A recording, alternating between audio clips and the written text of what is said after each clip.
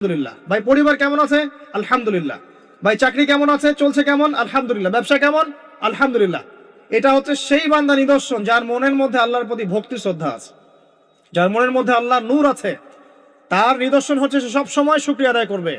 একটা এক্সাম্পল দিচ্ছি, দেখেন ইব্রাহিম আলাইহিস সালাম ওই থাকতেন, আর এই যে এইখানে মক্কায় তার একজন স্ত্রী হাজারা আলাইহিস সালাম, ওইখানে একজন স্ত্রী সারা আলাইহিস সালাম।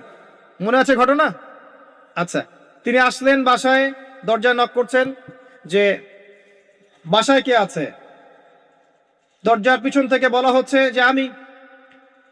তিনি বলছেন ইসমাইল কোথায়? তখন আওয়াজ আসছে ইসমাইল শিকার করতে গেছে।